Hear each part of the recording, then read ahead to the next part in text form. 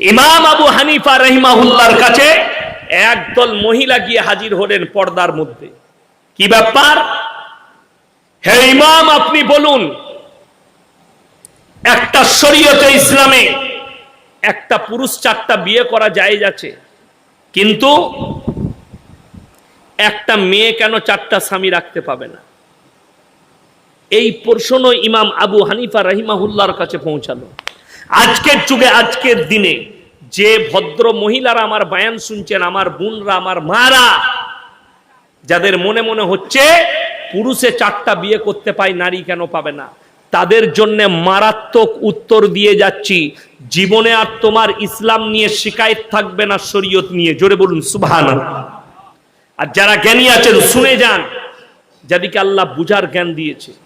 ইমাম আবু হানিফা রাহিমাহুল্লাহ বললেন, তোমরা কালকে এসো। আচ্ছা, উনি যদি বলে দিতেন শরীয়তে জায়েজ নাই, তাহলে কেউ মানতো? তাকে ব্যাখ্যা দিয়ে বুঝাতে হবে। সেই যুগটা টেকনোলজির যুগ ছিল না, সায়েন্সের যুগ ছিল না। ইমাম আবু হানিফা রাহিমাহুল্লাহ বললেন, কালকে এসো, আমি উত্তর দেব। তিনি বাড়ি চলে গেলেন। বাড়িতে গিয়ে খানা খেতে বসেছেন, কিন্তু পেরেশানের হাল।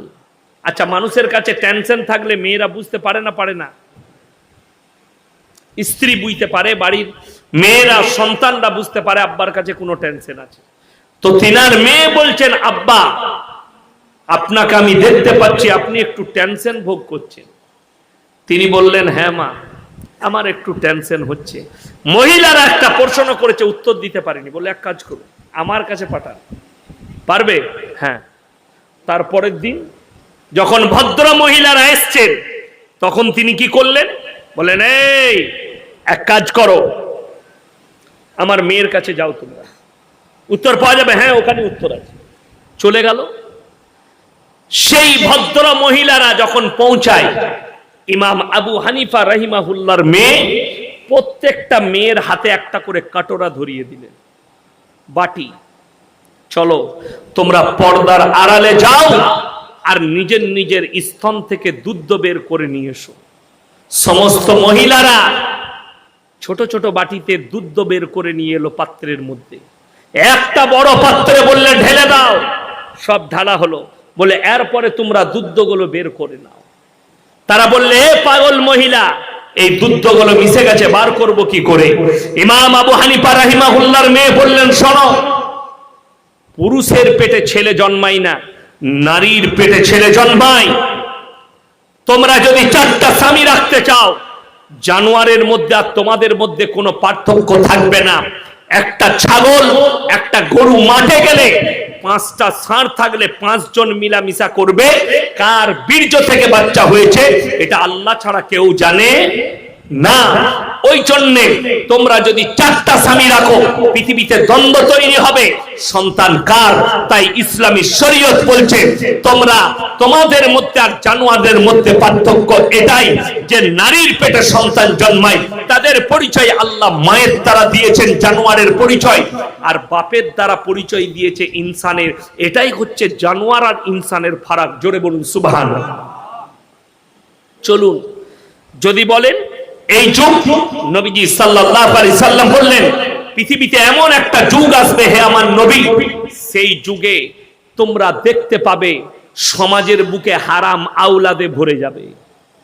যদি বলেন হুজুর কি করে ভরবে, শুনেলেন, এই ভারত ছাড়া লন্ডন, আমেরিকা, জাপান, জার্মান, উত্তর কোরিয়া, দক্ষিণ কোরিয়া, অস্ট্রেলিয়া, ব্রাজিল, ফ্রান্স, যতগুলো বেঈমান কাফেরের দেশ আছে, তারা তাদের পার্লামেন্টে পাস করিয়েছে, এরপর থেকে যতগুলো বাচ্চা পয়দা হবে, এরা মায়ের পরিচয়ে বাঁচতে পারবে।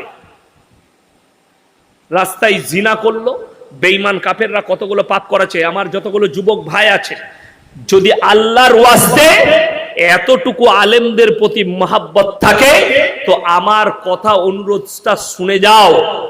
যারা মনে করছেন যে আমরা পাপ করিনি, অথচ পাপে জড়িয়ে আছো, তারা শুনে যান, বেঈমান কাফের ইহুদিরা তোমার দ্বারা পাপ করাচ্ছে, খালি জিনা করাচ্ছে, নামগুলো পাল্টিয়েছে। আজকে শুনেলেন তারা নাম দিয়েছে ভ্যালেন্টাইন ডে। কিন্তু কাজটা হচ্ছে জিনা করা। তারা নাম দিয়েছে চকলেট ডে, যেটা আমাদের যুবক যুবতীরা পালন করে, অথচ কাজটা হচ্ছে জিনা করা। নাম দিয়েছে কিস ডে, অথচ কাজ হচ্ছে জিনা করা। নাম দিয়েছে রোজ ডে, অথচ কাজ হচ্ছে জিনা করা। এরপর চলুন আল্লাহর নবীর হাদিস। কিয়ামতের পূর্বে এমন একদল হুজুর বার হবে, তারাই হবে জাহান্নামের প্রথম খোরাক, এবং তাদের দ্বারাই পৃথিবীর পাপগুলো বাড়তে থাকবে। যদি বলেন কেমন,